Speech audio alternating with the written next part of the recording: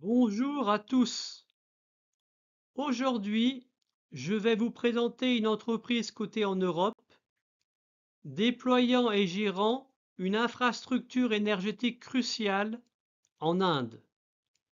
Avant de continuer, laissez-moi vous demander quelque chose. Cette chaîne n'a pas de sponsor, aucune marque ne me paie pour ce contenu. Tout ce que je fais sur YouTube dépend de l'attention que des personnes comme vous, désireuses d'avancer sur le chemin de la liberté, accorde à mes créations. Alors abonnez-vous, sans oublier d'actionner la cloche pour ne pas rater le prochain épisode, et likez. Revenons à nos moutons. La société présentée s'appelle GAIL. GAIL est l'acronyme de Gas Authority of India Limited. Cette entreprise est une émanation du ministère indien du pétrole et du gaz naturel. Elle fut créée en août 1984 pour construire, exploiter et entretenir le gazoduc Hazira Vijaipur-Jadispour, long de 1800 km et destiné au départ à alimenter les usines d'engrais de l'État de l'Uttar Pradesh en gaz naturel. Cet ouvrage, l'un des plus grands du monde à l'époque, a jeté les bases du développement du marché du gaz naturel en Inde. Aujourd'hui, GAIL est l'acteur majeur du gaz naturel en Inde et l'un des principaux fournisseurs de gaz en Asie. Par ses efforts constants, elle contribue grandement au développement du réseau gazier national, infrastructure jugée essentielle pour la sécurité énergétique du pays et qui constitue l'épine dorsale d'une économie de plus en plus consommatrice de gaz naturel. Notons que l'Inde est une république fédérale qui comprend 28 États fondés essentiellement sur des bases linguistiques et 8 territoires de l'Union créés pour des raisons politiques ou historiques, Delhi, Pondichéry, etc. Comme nous l'avons déjà vu dans ma capsule de présentation de la banque indienne State Bank of India, le scénario central des Nations Unies concernant la démographie indienne est celui d'une augmentation de la population jusqu'en 2050, suivie d'une lente décrue. Le tableau à l'écran montre qu'au moins pour les 75 prochaines années, l'Inde restera un réservoir considérable d'êtres humains avec une légitime aspiration à voir leur qualité de vie matérielle continuer de s'améliorer. Cette marche irrésistible de l'Inde vers le progrès se traduit par une forte croissance du PIB. L'histogramme à l'écran montre l'évolution du PIB réel de l'Inde par rapport à l'année précédente et elle est exprimée en pourcentage. La disposition est un peu particulière du fait que l'exercice budgétaire en Inde va du 1er avril de l'année N-1 au 31 mars de l'année N. La croissance du PIB réel sur l'exercice 2024-2025 figure en noir.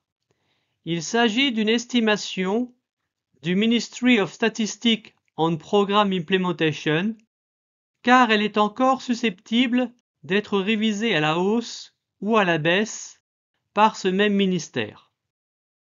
Entre le 1er avril 2013 et le 31 mars 2024, le PIB réel de l'Inde s'est accru de 91,8%. Il a presque doublé. Le Premier ministre Narendra Modi a indiqué tabler sur une croissance du PIB réel de l'Inde comprise entre 6,3% et 6,8% pour l'exercice 2025-2026. Pour leur part, le gestionnaire de fonds Franklin Templeton et le FMI envisagent une hausse du PIB réel indien d'environ 6,5% jusqu'en 2029 au moins. L'ambition à plus long terme de l'Inde est de devenir un pays développé d'ici 2047 c'est-à-dire un siècle après son accession à l'indépendance. L'Inde est un pays jeune. En 2030, l'âge médian de la population sera de 31 ans, avec une forte démographie, un taux d'urbanisation de 37% en 2025, ce qui est relativement faible par rapport à d'autres pays d'Asie ou par rapport à des économies développées, des coûts de main-d'œuvre compétitifs, un environnement de plus en plus favorable aux affaires, sont autant de facteurs qui vont soutenir la croissance de l'Inde à long terme. L'urbanisation de l'Inde est appelée à croître dans les décennies à venir, ce qui sera un formidable stimulant pour la croissance, car il faudra construire des logements, des réseaux de distribution pour l'eau et l'approvisionnement en sources d'énergie, des infrastructures de transport, etc. Petite ombre au tableau. Comme dans tous les pays, la croissance indienne repose en grande partie sur la consommation de la classe moyenne. Sur le papier, la classe moyenne indienne en expansion et avide de consommer semble être un autre atout pour le pays. Mais il y a un bémol. Une partie de celle-ci s'est fortement endettée pour maintenir son train de vie dans un contexte d'inflation et de stagnation des salaires, ce qui pourrait être une menace pour la consommation à moyen terme. Comme l'économie n'est rien d'autre que de l'énergie transformée, la croissance du PIB réel indien s'accompagne d'une hausse de la consommation de sources primaires d'énergie. Pour faire le lien avec l'activité de Gale, voyons quelle est la ventilation des sources primaires d'énergie consommées en Inde et la politique énergétique conduite par ce pays. Comme on peut le voir sur l'illustration, la répartition des sources primaires d'énergie en Inde fait la part belle aux sources d'énergie fossiles. Elle en fait une utilisation massive, ce qui fait du pays le troisième plus gros émetteur de dioxyde de carbone au monde, derrière la Chine et les États-Unis. Pour sa sécurité énergétique, l'Inde s'appuie autant que possible sur ses ressources naturelles nationales, principalement sur le charbon, dont elle possède d'énormes réserves. Le rôle du charbon dans l'économie indienne est crucial. Près des 3/4 de l'électricité est produite dans des centrales thermiques brûlant du charbon. Comme le charbon est la source d'énergie la moins onéreuse dont disposent les Indiens, cela permet un approvisionnement de la population en énergie électrique à un prix abordable. Rappelons qu'à l'heure actuelle, 100% de l'Inde est électrifiée. Pour accompagner la hausse des besoins en électricité du fait de la croissance économique, la production du charbon ne cesse de croître, malgré le fait que les autorités indiennes s'efforcent de développer les sources d'énergie renouvelables. Dernièrement, le ministère du Charbon s'est réjoui que la barre symbolique du milliard de tonnes de charbon produit en une année ait été franchie, et il envisage d'atteindre une cadence d'extraction de 1,5 milliard de tonnes par an d'ici 2030.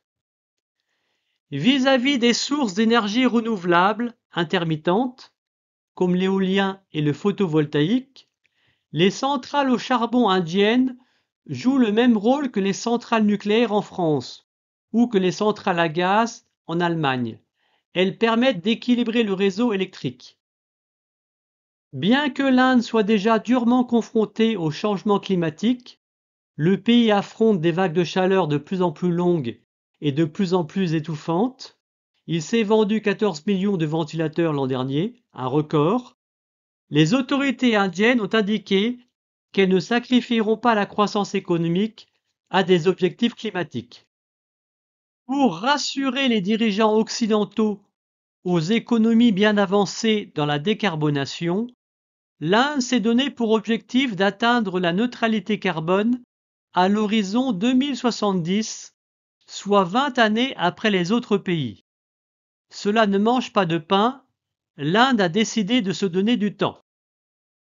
En développant les sources d'énergie renouvelables, l'Inde a commencé sa longue marche vers la neutralité carbone. Elle voit aussi dans le gaz un outil de choix pour avancer dans le processus de décarbonation du pays. Rappelons que la combustion du gaz naturel libère beaucoup moins de dioxyde de carbone que celle du pétrole ou du charbon. Le gaz naturel peut à la fois répondre à une demande croissante en énergie et se substituer au pétrole et au charbon dans bien des cas. Conscient de ce potentiel, le gouvernement indien s'est fixé un objectif ambitieux: augmenter la part du gaz naturel dans ses sources primaires d'énergie pour la faire passer de 7% environ aujourd'hui à 15% d'ici 2030. Pour y parvenir, il promeut la construction de gazoducs pour achever le maillage du territoire et localement le développement des réseaux de distribution du gaz de ville, et il encourage l'implantation de terminaux de regazéification du GNL sur les côtes ouest et est. Toutes ces mesures sont un signal fort envoyé à tout le secteur du gaz naturel en Inde. Dans sa dernière étude consacrée à la demande de gaz naturel, le Conseil de régulation du pétrole et du gaz naturel, entité gouvernementale indienne rattachée au ministère du pétrole et du gaz naturel, livre ses projections pour 2030 et pour 2040 en envisageant deux cas de figure. Dans un scénario conservateur appelé Good to Go, qui reflète une croissance économique modérée basée sur les politiques actuelles, la consommation devrait passer de 187 millions de mètres cubes standards par jour en 2023-2024 à 297 millions de mètres cubes standards par jour à l'horizon 2030 et 495 millions de mètres cubes standards par jour d'ici 2040. Notons que les experts en énergie et les acteurs du secteur s'interrogent sur la faisabilité financière de la chose et sur la disponibilité des infrastructures nécessaires. Dans le scénario Good to Best, plus optimiste, où la croissance économique du pays serait plus importante qu'anticipée, la consommation de gaz naturel pourra atteindre 365 millions de mètres cubes standards par jour à l'horizon 2030 et 630 millions de mètres cubes standards par jour d'ici 2040. Le scénario Good to Go fait office de référence. Il stipule que la consommation de gaz naturel en Inde devrait augmenter de près de 60% d'ici 2030 et elle devrait plus que doubler d'ici 2040. Jusqu'en 2030, les principaux contributeurs à l'augmentation de la demande de gaz naturel seront le secteur de la distribution du gaz de ville, ou CGD pour City Gas Distribution, le raffinage du pétrole et la pétrochimie. Plus tard dans mon exposé, je reviendrai sur la distribution du gaz de ville. La consommation de gaz naturel dans les raffineries et dans la synthèse de produits pétrochimiques pourrait presque doubler pour atteindre 43,3 millions de mètres cubes standards par jour d'ici 2030. De 2030 à 2040, la hausse de la demande de gaz naturel sera très largement due à l'essor de la distribution du gaz de ville et plus modestement du fait de l'adoption du camion fonctionnant au gaz naturel liquéfié, encore appelé GNL. Les fabricants d'engrais, qui sont actuellement les plus gros consommateurs de gaz naturel, devraient voir leurs besoins en cette matière première augmenter modestement, passant de 58 millions de mètres cubes standards par jour en 2023-2024 à 72,9 millions de mètres cubes standards par jour d'ici 2040. Quel que soit le scénario, c'est le développement du secteur de la distribution du gaz de ville qui sera responsable de l'essentiel de la hausse de la demande de gaz naturel. Sur l'exercice 2023-2024, la distribution du gaz de ville s'élevait à environ 37 millions de mètres cubes standards de gaz naturel par jour. Elle est attendue à 87 millions de mètres cubes standards par jour en 2030 et à 216 millions de mètres cubes standards par jour en 2040 dans le scénario de référence Good to Go. Dans ce scénario, la distribution du gaz de ville CGD devrait représenter 29% de la demande totale de gaz naturel en 2030 et 44% d'ici 2040. Actuellement, la production de gaz naturel en Inde satisfait moins de la moitié de la demande, ce qui entraîne une forte dépendance du pays vis-à-vis des importations de gaz naturel sous la forme de GNL. Du fait de l'augmentation de la demande et d'une lente croissance de la production domestique de gaz naturel, elle devrait atteindre son pic sur l'année 2027-2028, les importations indiennes de gaz naturel liquéfié sont appelées à augmenter fortement dans le futur. Elles devraient plus que doubler d'ici 2030. Signalons que l'Inde est déjà le 4e plus important importateur de GNL au monde. Alors je rappelle que GNL, ça veut dire gaz naturel liquéfié. Le diagramme à l'écran montre la provenance du gaz naturel liquéfié livré en Inde durant l'exercice 2023-2024. On peut y voir la prédominance du Qatar et dans une moindre mesure celle des USA et des Émirats arabes unis. Le capital de GAIL est contrôlé par l'État central indien. Elle est placée sous la tutelle administrative du ministère du pétrole et du gaz naturel, lequel influence et a un droit de regard sur les décisions importantes de l'entreprise. Les activités de GAIL couvrent l'ensemble de la chaîne de valeur du gaz naturel, allant de l'exploration-production à la commercialisation, en passant par le transport du gaz naturel par méthanier et gazoduc, le transport de GPL par pipeline pour le compte de tiers, la production de GPL et d'autres liquides de gaz naturel, et la pétrochimie. D'une manière générale, le secteur de l'énergie en Inde est régulé et sous un contrôle politique étroit, dans le but de fournir de l'énergie aux clients finaux à un coût abordable. Il en résulte que les entreprises officiant dans ce domaine ne sont généralement pas libres de fixer les prix comme elles le souhaitent. GAIL n'échappe pas à la règle, elle se voit imposer des prix ou des fourchettes de prix pour la plupart de ses métiers. Avant que nous les examinions une par une pour comprendre de quoi il en retourne, l'histogramme à l'écran montre la ventilation du chiffre d'affaires en fonction des activités de l'entreprise. On peut voir qu'en matière de chiffre d'affaires, l'activité commercialisation du gaz naturel domine toutes les autres et de loin.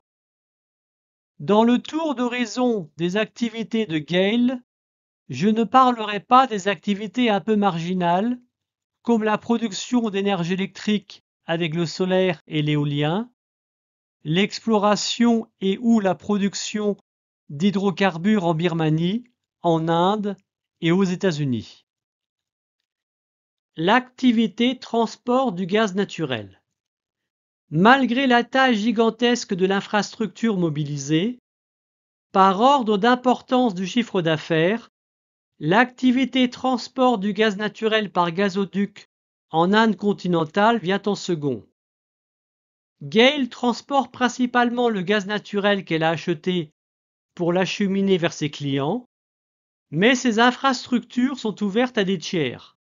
Compagnies pétrolières pour amener le gaz naturel des sites de production vers les clients finaux, entreprises désireuses de faire transporter jusqu'à elles le gaz naturel importé sous la forme de GNL etc. Pour donner un ordre de grandeur sur l'exercice 2024-2025, le volume de gaz naturel transporté atteint un record, 127 millions de mètres cubes standards par jour, pour une consommation indienne totale de 198 millions de mètres cubes standards par jour. La part de marché de GAIL dans le transport du gaz naturel par gazoduc est donc actuellement de 64%.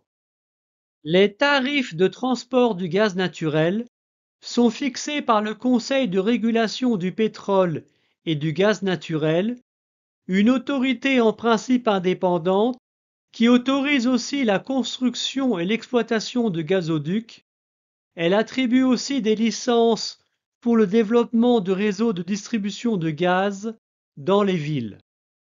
Les tarifs de transport du gaz naturel sont fixés pour garantir un prix raisonnable pour l'utilisation de l'infrastructure mise en place par GAIL, tout en lui permettant de gagner de l'argent et d'investir. GAIL possède et exploite un vaste réseau de gazoducs dédié au transport du gaz naturel à travers l'Inde.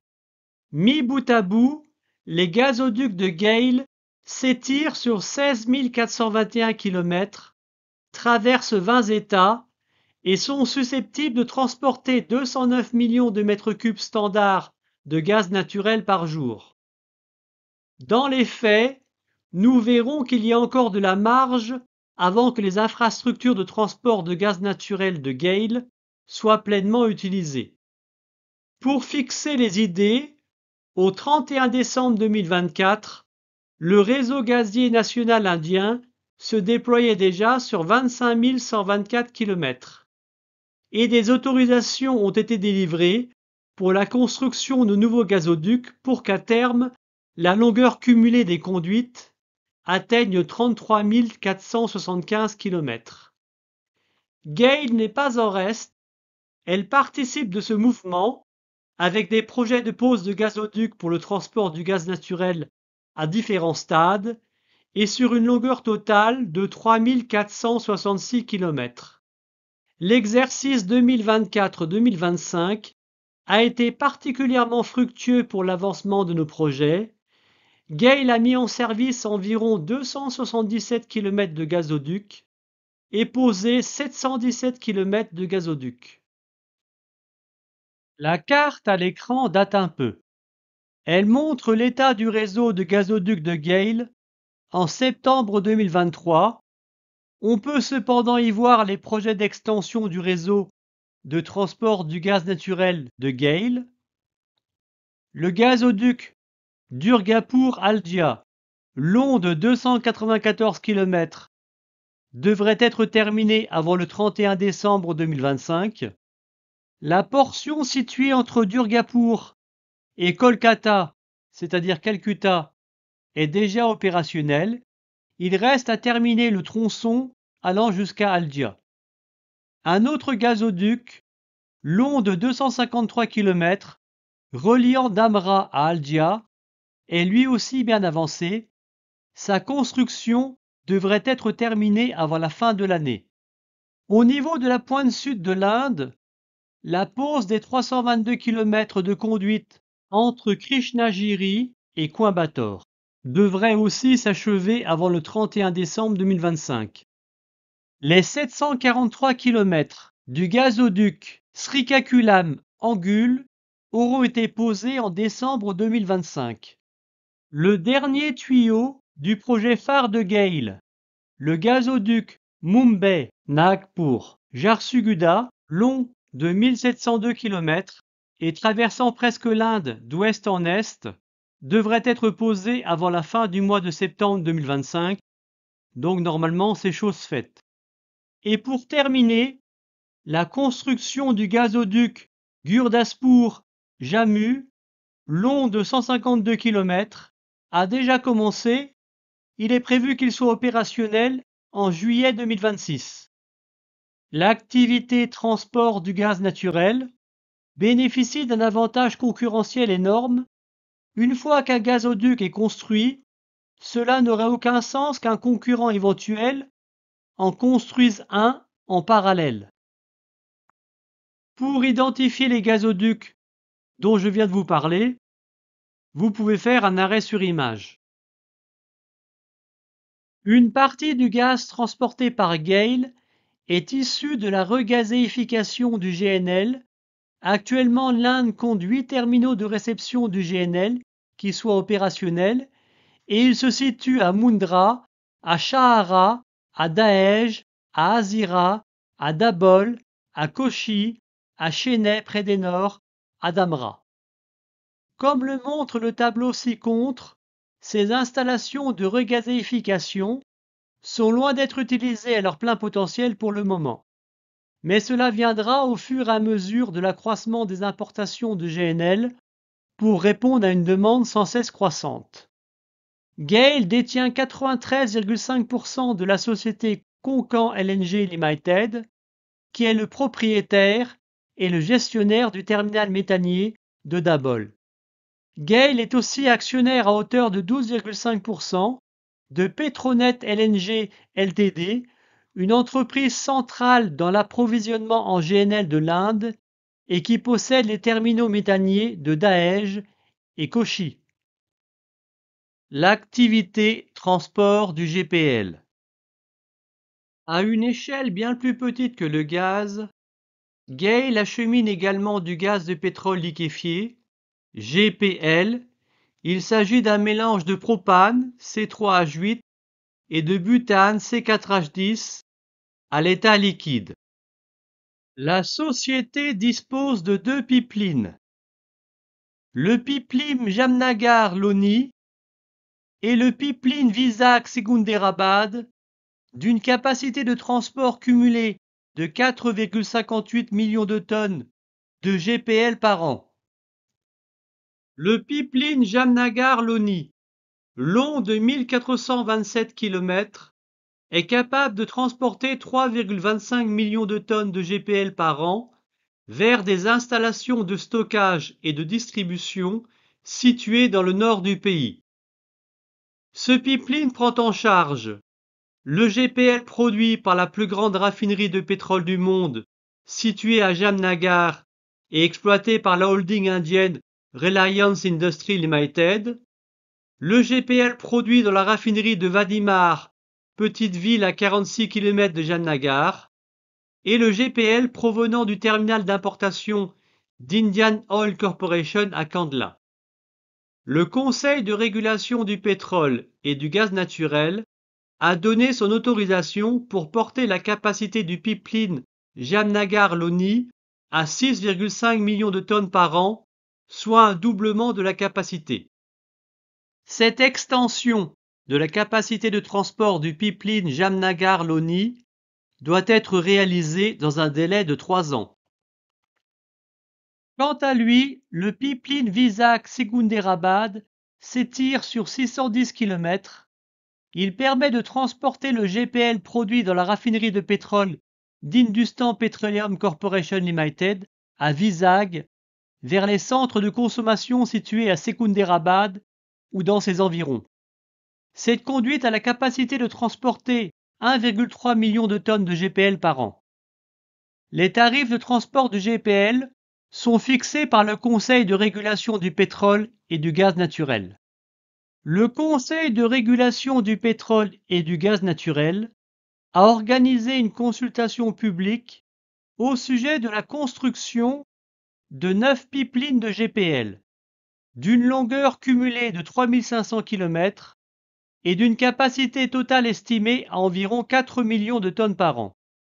GAIL a fait part de son intérêt. Comme nous l'avons vu précédemment, GAIL s'approvisionne à la fois en gaz naturel produit en Inde et en gaz naturel liquéfié venu de l'étranger. Leur composition est assez différente. Du fait des traitements subis par le gaz naturel avant sa liquéfaction, le GNL livré par méthanier contient typiquement 95% de méthane, 4% d'éthane et 1% de propane et de butane.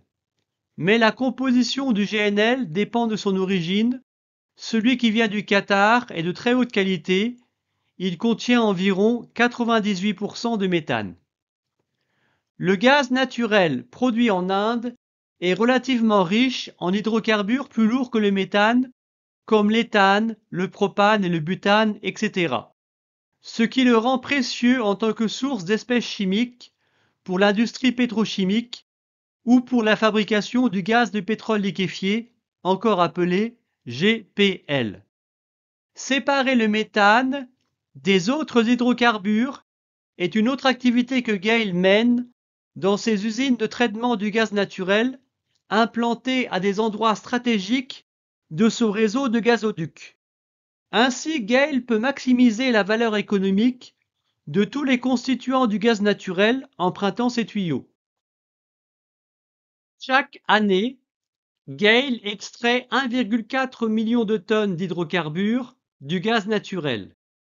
Les unités de traitement du gaz naturel de Vijaipur étant un contributeur majeur du fait que Vijaipur est un nœud crucial dans le réseau de gazoducs de GAIL.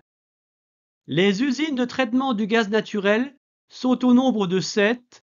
Elles sont installées dans les localités suivantes: 2 à Vijaipur, une à Waghodia, une à Gandhar, une à Aureia, une à Lakwa, une à Usar. Le principe de la séparation des constituants du gaz naturel est simple. On refroidit le gaz naturel jusqu'à ce qu'il ne reste plus que le méthane à l'état gazeux. Les autres hydrocarbures s'étant liquéfiés. On sépare ensuite les hydrocarbures de la fraction liquide par distillation fractionnée, ce qui permet de récupérer l'un après l'autre l'éthane, le propane, le butane, le pentane et le naphta. Le naphta est un mélange d'hydrocarbures dont la chaîne carbonée comporte de 6 à 12 atomes de carbone. GAIL mélange ensuite le butane et le propane dans les proportions imposées par la réglementation indienne pour fabriquer du GPL qui sera vendu soit à des entreprises pétrolières publiques comme Indian Oil Corporation Limited, Bharat Petroleum Corporation Limited, Hindustan Petroleum Corporation Limited, pour être embouteillé et distribué aux ménages pour cuisiner, soit vendu à des entreprises industrielles ou commerciales. Le gouvernement subventionnant l'usage domestique du GPL, il est plus simple de passer par les entreprises pétrolières publiques pour que les ménages puissent bénéficier directement de cette aide à l'achat. GAIL produit 10% de tout le GPL consommé en Inde. Le propane étant plus abondant que le butane dans le gaz naturel, il en restera à la fin du processus de fabrication du GPL. Propane, pentane et naphta sont vendus directement à des clients industriels. À la sortie des usines de traitement du gaz naturel, on obtient un gaz naturel presque réduit à du méthane pur. On parle alors de gaz naturel sec ou lean gas, c'est lui qui sera acheminé vers les clients. L'activité commercialisation du gaz naturel.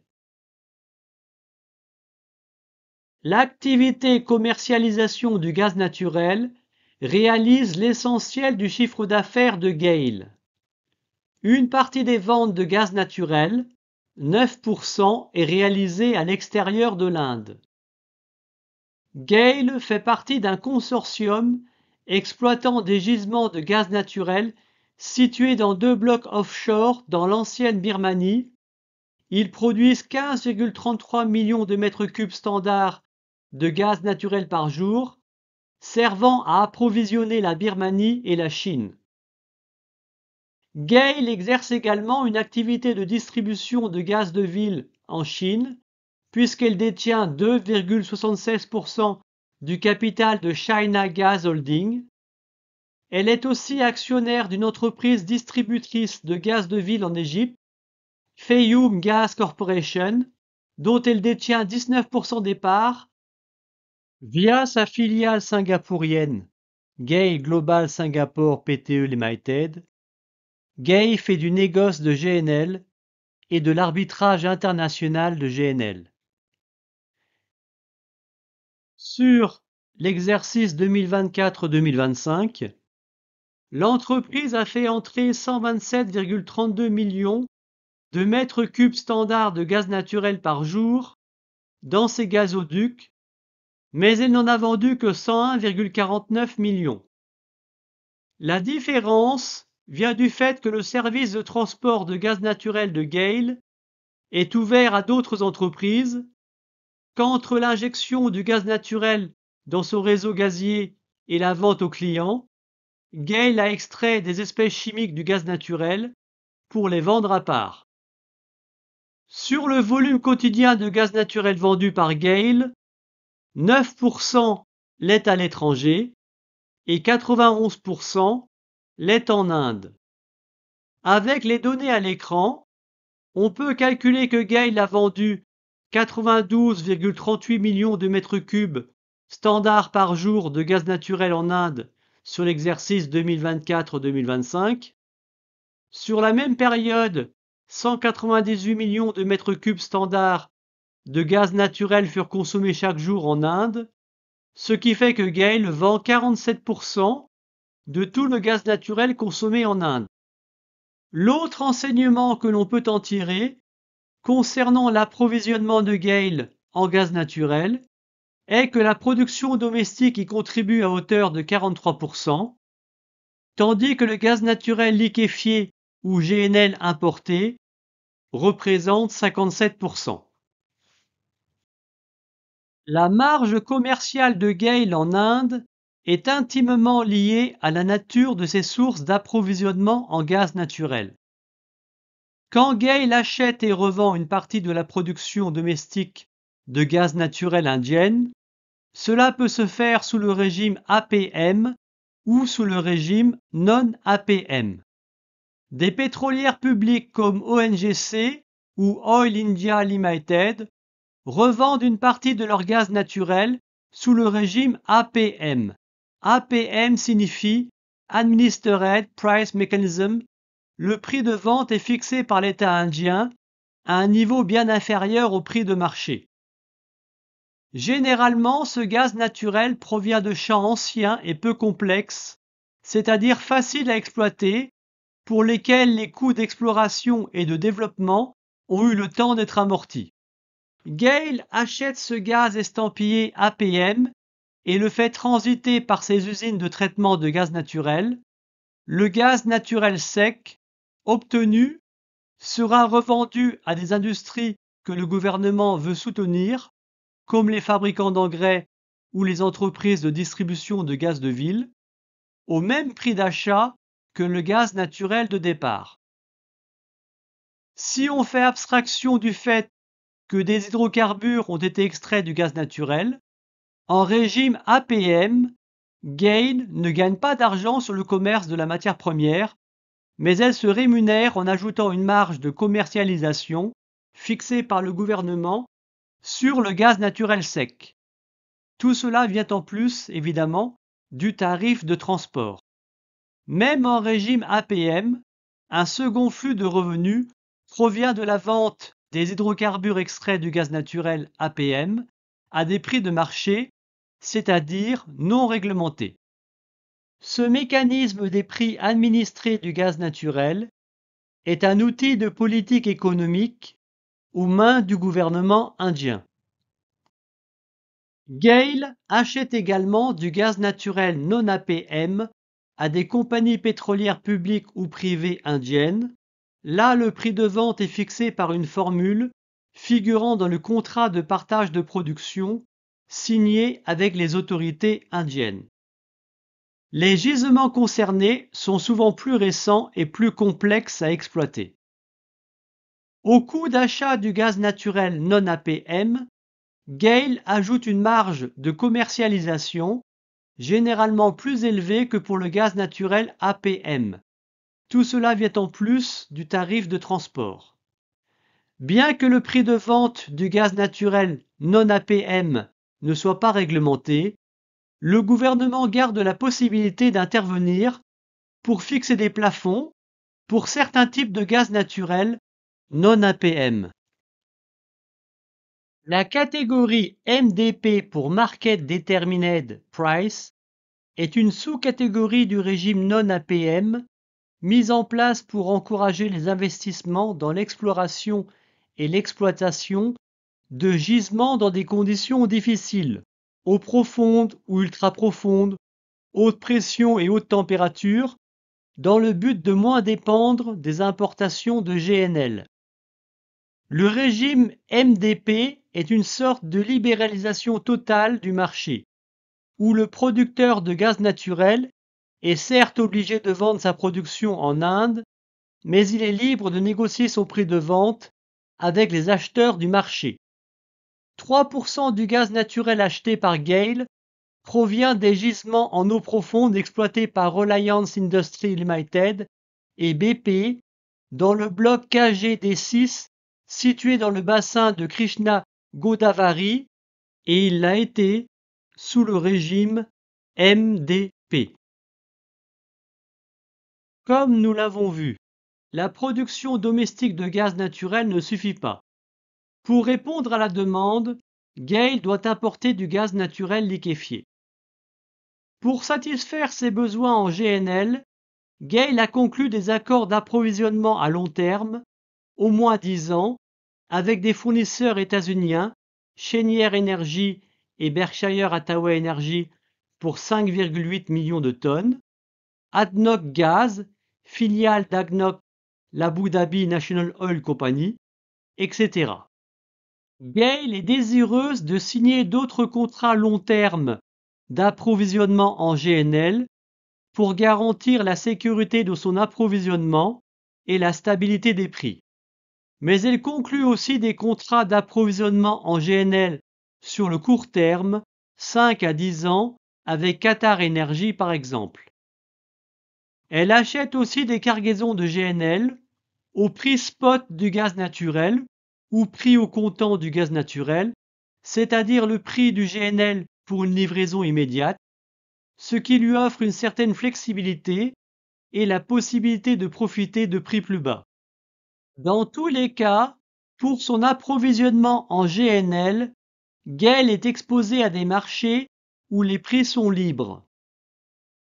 La marge commerciale que GAIL applique au gaz naturel issu de la regazéification du GNL intègre le coût de transport par méthanier et le coût de la regazéification.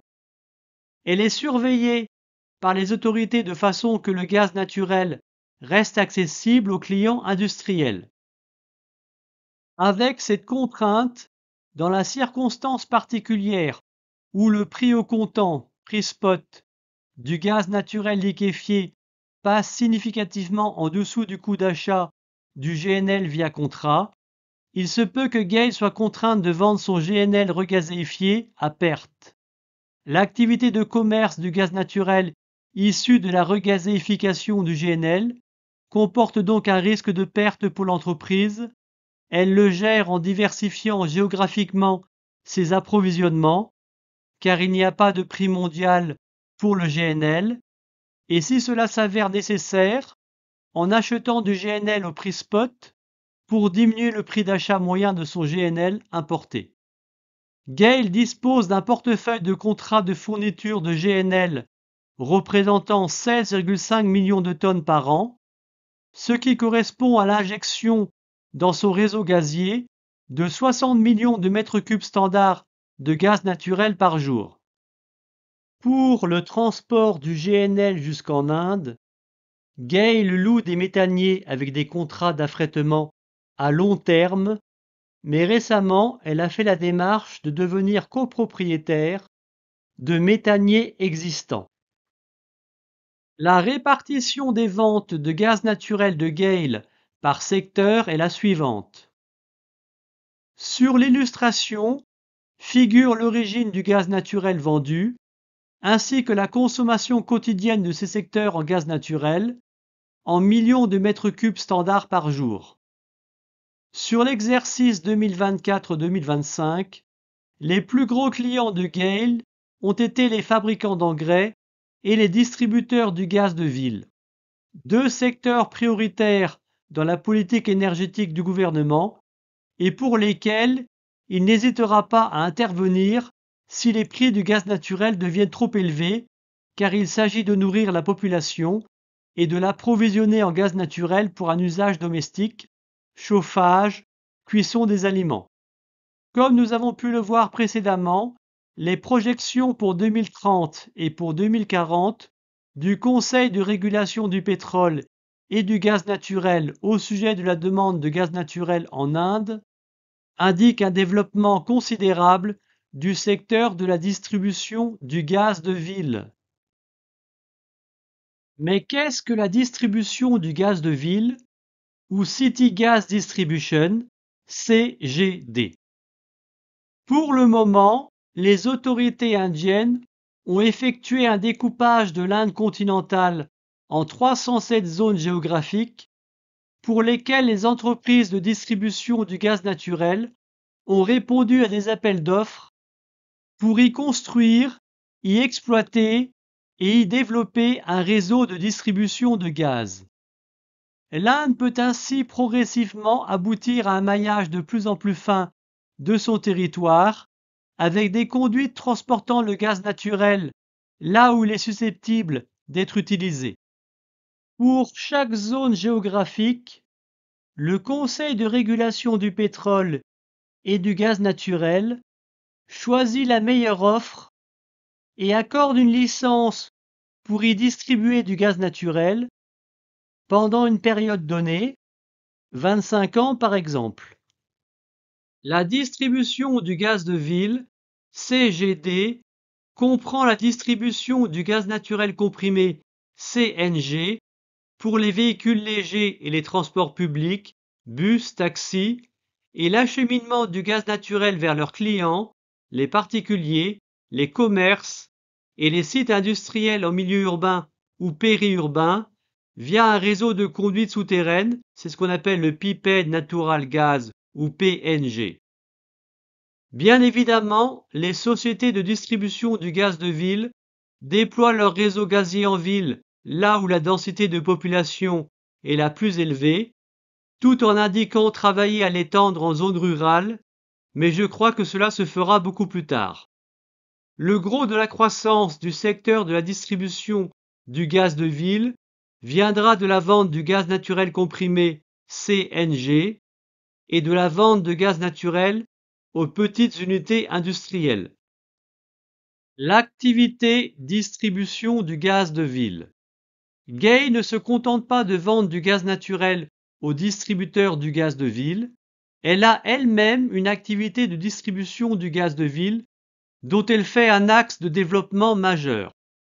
Elle est déjà le plus grand acteur de la distribution de gaz de ville en Inde, avec une présence dans 72 des 307 zones géographiques spécifiques où les distributeurs de gaz de ville sont autorisés à opérer par l'administration. GAIL y intervient via sa filiale détenue à 100% GAIL Gas Limited ou par l'intermédiaire de coentreprises. Les coentreprises dans lesquelles GAIL est partie prenante figurent dans le tableau à l'écran. On remarquera que les partenaires sont souvent un gouvernement local ou une compagnie pétrolière publique. En début 2025, GAIL et les coentreprises qu'elle a formées avec d'autres acteurs approvisionnaient 9,57 millions de clients urbains en gaz de ville, soit un gain de 1,23 million de clients par rapport à l'année précédente, et elle exploitait 3100 stations de gaz naturel comprimé dans toute l'Inde, 507 de plus que l'année précédente. Le gaz naturel comprimé étant 30 à 40% moins polluant que l'essence ou le diesel, le développement de l'usage de ce carburant contribue à la réduction de la pollution urbaine. Dans le secteur de la distribution du gaz de ville, GAIL et ses partenaires vendent 15,4 millions de mètres cubes standards de gaz naturel par jour à leurs clients, ce qui représente une part de marché de plus de 54%. Notons que tout ce gaz naturel n'a pas forcément été acheté et transporté par GAIL, il y a d'autres acteurs sur ce segment. Chose importante, dans les documents financiers de GAIL, l'activité distribution du gaz de ville est considérée comme un segment distinct de l'activité commercialisation du gaz naturel. En effet, l'activité commercialisation du gaz naturel est un commerce à grande échelle. GAIL fournit des volumes conséquents de gaz naturel à de gros clients, fabricants d'engrais, production d'électricité, etc. La distribution du gaz de ville via GAIL Gas Limited ou des coentreprises avec des partenaires est du commerce de détail. L'activité pétrochimie. Bien qu'elle apporte encore une contribution modeste au chiffre d'affaires de l'entreprise, GAIL continue de se développer dans la pétrochimie. Ce tournant stratégique a été pris, il y a quelques années, dans le but de mieux valoriser certains constituants du gaz naturel, en s'en servant comme réactif pour synthétiser d'autres espèces chimiques à plus forte valeur ajoutée. Ainsi, GAIL devrait pouvoir réduire sa dépendance à l'activité de vente du gaz naturel et atténuer les risques liés aux fluctuations des prix du gaz. Le segment pétrochimie n'est pas rentable pour le moment, mais GAIL lui voit un avenir prometteur à long terme. Elle s'efforce d'étoffer son offre de produits chimiques et de profiter d'un marché en pleine expansion, celui des polymères. La croissance de la demande future de polymères en Inde est anticipée à environ 8% par an. La consommation de polymères par habitant en Inde est l'une des plus basses d'Asie, 15 kg par habitant contre 42 kg par habitant en moyenne dans le monde et 83 kg par habitant en Chine. GAIL dispose de 3 sites pétrochimiques. Le plus important d'entre eux, dont elle est la propriétaire et l'exploitant, est le complexe pétrochimique de Pata, situé dans l'État d'Uttar Pradesh. On y fabrique du polyéthylène haute densité ainsi que du polyéthylène basse densité linéaire. Le complexe pétrochimique de Pata est capable de produire 810 000 tonnes par an de polyéthylène. L'éthylène est la matière première pour la synthèse du polyéthylène. L'éthylène est fabriqué sur place par craquage à la vapeur de l'éthane et du propane fournis par l'unité de traitement du gaz naturel intégrée au complexe pétrochimique. Durant le processus, il se forme un sous-produit, le polypropylène. Il servira à son tour de matière première pour former du polypropylène dans une unité de polymérisation et d'une capacité de 60 000 tonnes par an qui sera mise en service au cours de l'exercice 2025-2026.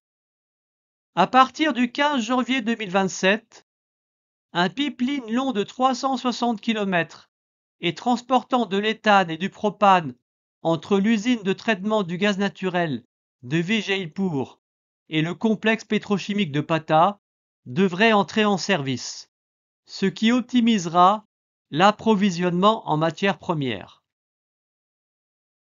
Avec ses 70% du capital de l'entreprise Brahmaputra Cracker and Polymer Limited, encore connue sous le sigle BCPL, installée dans l'État de l'Assam, GAIL en est l'actionnaire de référence. Cette société produit 220 000 tonnes par an de polyéthylène et 60 000 tonnes de polypropylène. Dans cette installation, l'éthylène et le propylène peuvent être produits par craquage à la vapeur de l'éthane et du propane extraits du gaz naturel fournis par les compagnies pétrolières Oil India Limited et Oil and Natural Gas Corporation qui opèrent dans la région de l'Assam, ou par craquage à la vapeur du naphta provenant d'une raffinerie de pétrole proche. L'usine de traitement du gaz naturel de l'Aqua, appartenant à GAIL, approvisionne également les installations de craquage de BCPL en un mélange d'éthane et de propane via un pipeline long d'environ 8 km. GAIL possède une participation très minoritaire dans l'entreprise ONGC Petro Addition Limited, OPAL, 4,19%, un complexe pétrochimique majeur situé à Dahej dans l'état du Gujarat en Inde et fabriquant 1,1 million de tonnes de polyéthylène et 400 000 tonnes par an de polypropylène. Avec tout cela, la part de GAIL dans le marché du polyéthylène indien atteint environ 15%. La société GAIL Mangalore Petrochemical Limited appartient en totalité à GAIL. Elle possède une usine pétrochimique dans l'état du Karnataka, fabriquant de l'acide téréphthalique et d'une capacité de 1,25 million de tonnes par an. En juin 2023, cette société a été rachetée à son ancien propriétaire, criblée de dettes et dans l'incapacité de la rendre pleinement opérationnelle. Pour l'instant, GAIL Mangalore Petrochemical Limited perd de l'argent et ne sera mise en service qu'en février 2026. Mais elle permettra à GAIL de diversifier son portefeuille de produits chimiques et de se faire une place sur le marché indien de l'acide téréphthalique. À long terme, GAIL semble confiante sur la profitabilité de sa filiale. Au cours de l'exercice 2026-2027, quand sa construction sera terminée, GAIL disposera aussi d'une installation productrice de polypropylène d'une capacité de 500 000 tonnes par an, située à Hussar. La matière première sera du propane fourni par la société publique Bharat Petroleum Corporation Limited. Il subira une déshydratation catalytique pour produire du propylène qui deviendra ensuite du polypropylène par polymérisation. Le complexe pétrochimique d'Hussar comprendra aussi une unité de fabrication d'alcool isopropylique. Elle en produira 500 000 tonnes par an, faisant de GAIL le troisième producteur national de cette espèce chimique. Le polyéthylène haute densité est utilisé pour faire des jouets pour enfants, des bouteilles d'eau, des boîtes de conservation pour les aliments, des protège-cahiers, des tuyaux résistants à la corrosion, canalisation d'eau, etc.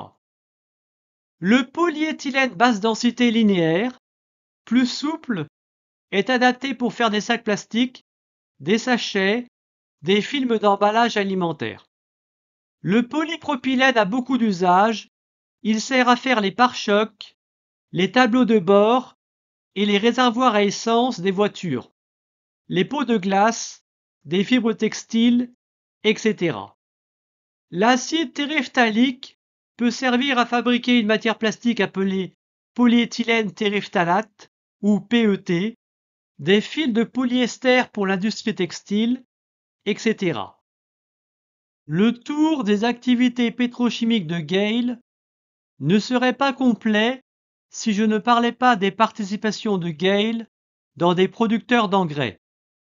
Elle détient 33,33% de Talcher Fertilizer Limited et 15,30% de Ramagundam Fertilizer and Chemical Limited. Nous abordons à présent la dernière partie de mon exposé consacrée à l'action GAIL et aux finances de l'entreprise.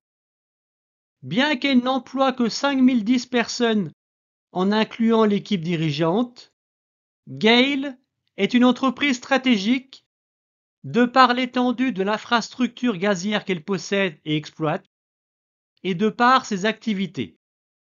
Pour mémoire, GAIL transporte 47% de tout le gaz vendu dans le pays, fournit les 2/3 du gaz naturel consommé par les fabricants d'engrais, 31 des 36 usines de fabrication d'urée sont approvisionnées par GAIL, 45% du gaz naturel brûlé dans les centrales thermiques au gaz, assure 14% de la production pétrochimique du pays, et sa part dans la production nationale de GPL est de 10%.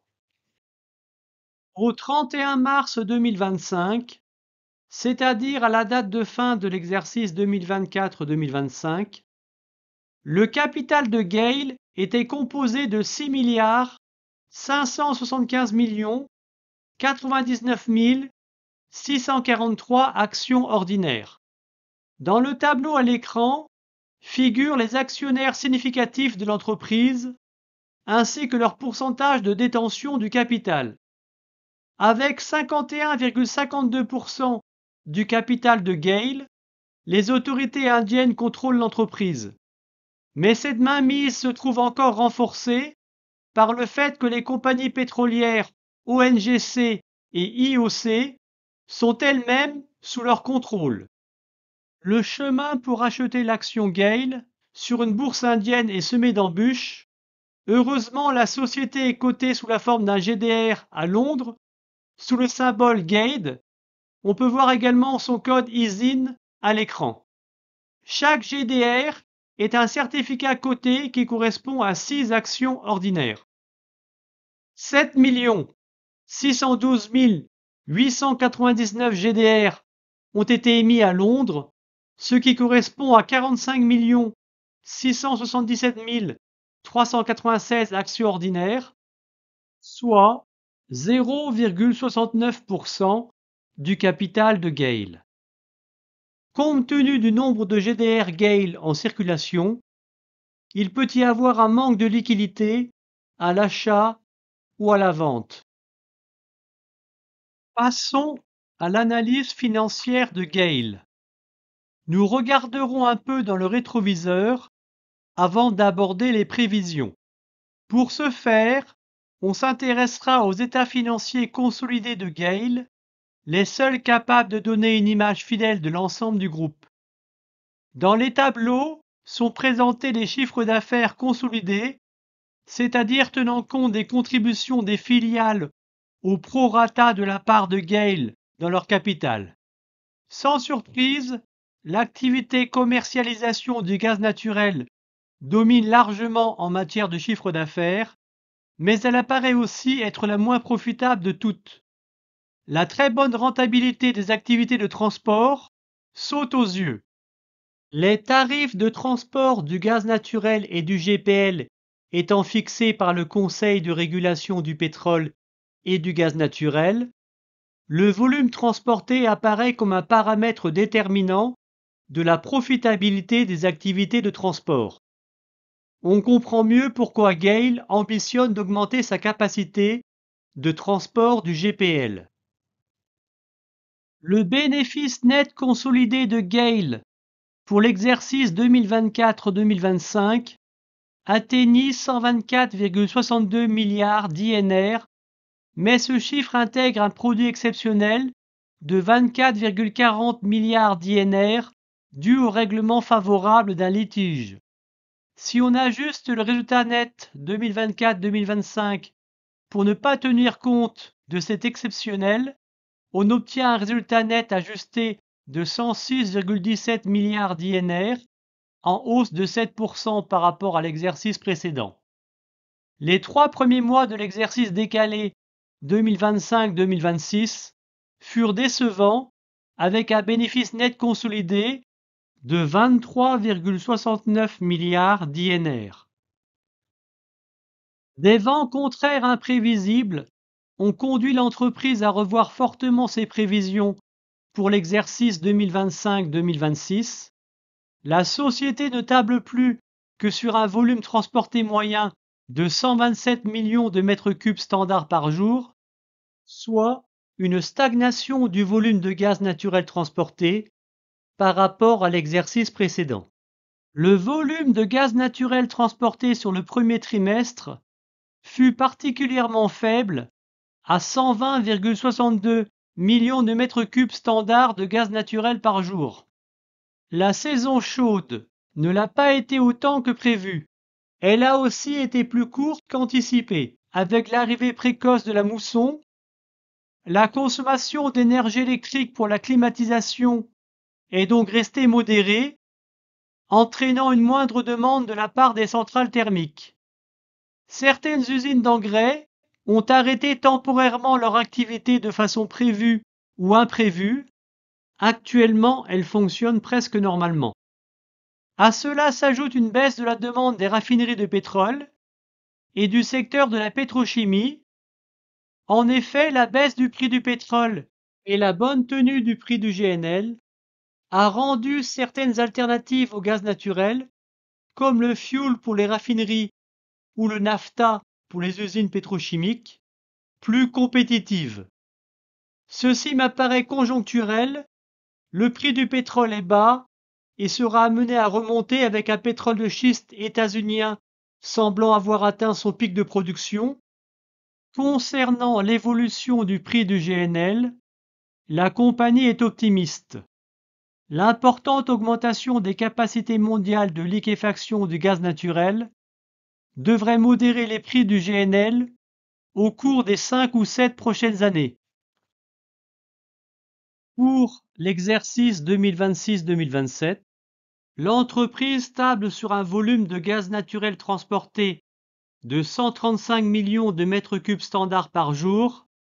La demande sera tirée par la croissance naturelle du secteur de la distribution du gaz de ville, 12% par an, et par les besoins des raffineries de pétrole et d'autres clients implantés le long du gazoduc Mumbai-Nagpur, Jharsuguda, du gazoduc Durgapur-Haldia, du gazoduc Dhamra-Haldia et du gazoduc Srikakulam-Angul, dont la construction aura été achevée. Pour localiser sur la carte les gazoducs dont je viens de vous parler, vous pouvez faire un arrêt sur image. La profitabilité du segment transport du gaz naturel devrait prochainement augmenter d'une manière importante. En effet, GAIL a demandé une augmentation du tarif de transport du gaz naturel à son autorité de régulation pour la raison suivante. Les compresseurs d'un réseau de gazoducs consomment une partie du gaz transporté. Ce gaz naturel utilisé comme source d'énergie doit être remplacé. À cet égard, le Conseil de régulation du pétrole et du gaz naturel allouait un certain volume de gaz naturel au tarif APM à GAIL, c'est-à-dire au tarif le plus bas. Ce volume de gaz de remplacement à un tarif d'amis s'est progressivement tari, augmentant le coût du gaz de remplacement pour GAIL. La réévaluation du tarif de transport du gaz naturel pourrait être de l'ordre de 19%. Le courtier Nomura estime alors que l'EBIT consolidé de GAIL augmenterait de 24%. L'activité pétrochimie en laquelle GAIL voit un axe de développement stratégique est en difficulté depuis 3 ans du fait d'une disponibilité importante de polymères provenant de Chine, ce qui exerce une pression sur les prix, et la hausse du prix du gaz naturel états-unien utilisé à Pata renchérit les coûts de production, ce qui n'arrange pas les choses. Dans ce contexte difficile, la production de polymères est cependant écoulée sans difficulté, mais ce sont les prix qui ne sont pas suffisamment élevés pour assurer la rentabilité de la branche pétrochimie. Elle affiche d'ailleurs une perte de 2,49 milliards d'INR sur le premier trimestre de l'exercice 2025-2026. Le prix de la tonne de polymère baisse de 1000 INR. Malgré cela, GAIL va investir 17,3 milliards d'INR dans de nouvelles capacités de production pétrochimique dans les 2 années à venir. Le courtier japonais Nomura se montre confiant dans un redressement de l'activité pétrochimie de GAIL sur le long terme. Lorsque le cycle économique dans la pétrochimie se sera inversé, il pense que ce segment apportera une contribution significative aux bénéfices de l'entreprise. De plus, la politique chinoise dite anti-involution devrait réduire la production de polymères de 10 à 11% en Asie, ce qui devrait diminuer l'offre excédentaire et améliorer les marges dès 2027. Cette politique anti-involution a été mise en place cette année pour éloigner le risque de déflation. Il s'agit de mettre fin à la baisse des prix dans certains secteurs de l'économie en favorisant la disparition des surcapacités, héritage d'une époque où le gouvernement chinois faisait tout son possible pour stimuler l'économie. Au premier trimestre de l'exercice 2025-2026, la production de GPL et d'autres hydrocarbures liquides fut de 199 000 tonnes sur le trimestre et les capacités de transport de GPL ont presque atteint la saturation avec un taux d'utilisation de 99%. Pour fixer les idées, j'ai ajouté un tableau montrant l'évolution des ventes de GPL et d'autres hydrocarbures liquides ainsi que celle des quantités de GPL transportées et des capacités de transport de GPL. Comme cela a déjà été dit, dans un délai de 3 ans, les capacités de transport de GPL vont augmenter de 3,25 millions de tonnes par an, soit une hausse de 70%. Il serait donc logique d'attendre également une hausse de 70% de la contribution au bénéfice net de la branche transport de GPL. L'activité de production de GPL et d'autres hydrocarbures liquides a vu son bénéfice avant impôt baisser de 30% à 2,05 milliards d'INR du fait que les autorités aient réduit l'allocation du gaz naturel APM dédié à cette activité, passant de 1,75 à 1,44 millions de mètres cubes standards par jour, nécessitant ainsi le recours à du gaz naturel domestique plus cher, non APM. Le volume de gaz naturel commercialisé a été de 105,45 millions de mètres cubes standards de gaz naturel par jour sur les 3 premiers mois de l'exercice 2025-2026, poursuivant ainsi la tendance à la hausse observée sur les trimestres précédents. Rappelons que le volume de gaz naturel commercialisé n'inclut pas l'activité distribution du gaz de ville. Pour l'ensemble de l'exercice 2025-2026, l'entreprise prévoit de réaliser une marge commerciale située entre 40 et 45 milliards d'INR. La marge commerciale fut de 9,94 milliards d'INR pour le premier trimestre de l'exercice. Les choses semblent donc conformes aux prévisions. En étant conservateur, si on suppose que les autres trimestres seront à l'image du premier, on peut imaginer que le résultat net consolidé soit de 94,8 milliards d'INR sur l'ensemble de l'exercice. Le lundi 27 octobre, avec un cours de 180,07 INR, la capitalisation de GAIL était de 1183 milliards d'INR, ce qui nous fait un Price Earning Ratio, PER, de 12,5. Le PER moyen du marché indien se situant entre 20 et 21, la société apparaît modestement valorisée. De plus, la société a distribué un dividende total de 7,5 INR pour l'exercice 2024-2025, soit un rendement brut du dividende de 4,1%. Notons que la retenue à la source sur le dividende est de 10,92% en Inde. Ce dividende est bien couvert par le flux de trésorerie disponible et par le bénéfice net consolidé, même si cela ne fut pas forcément le cas pour tous les exercices précédents, comme le montre le tableau suivant. Le flux de trésorerie disponible se trouve limité par les importants efforts d'investissement que GAIL réalise pour étendre son réseau de gazoducs, notamment. Les capitaux propres augmentent régulièrement et le rapport dette totale sur capitaux propres est de 25%, ce qui montre la solidité du bilan. Le ratio d'endettement de GAIL est maintenu bas, ce qui témoigne d'une bonne santé financière.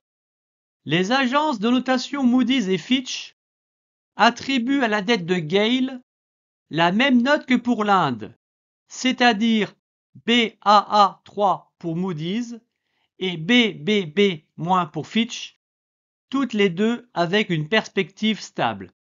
La dette de GAIL est donc dans la catégorie Investment Grade.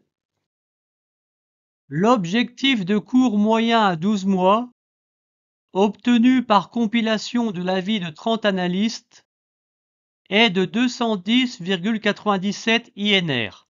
Cela représente un gain potentiel en capital de 16% sur le court terme. Le site Guru Focus attribue le score de 90 sur 100 à Gale, ce qui est un très bon score et renforce l'image qu'il s'agit d'une belle société. Pour celui qui saura se montrer patient, investir sur Gale me semble une excellente façon de profiter du développement de l'Inde, pays dans lequel il reste encore beaucoup à faire, mais il deviendra un géant dans quelques décennies. Comme nous l'avons vu, l'entreprise ne se contente pas d'étendre son réseau de gazoducs pour conserver sa position dominante dans le pays, elle se diversifie dans la pétrochimie et dans le secteur très prometteur de la distribution du gaz de ville. Les transports du gaz naturel et du GPL apportent des revenus récurrents et une fois qu'une infrastructure de transport est construite, aucune concurrence ne peut émerger. D'ailleurs, cela n'aurait pas de sens.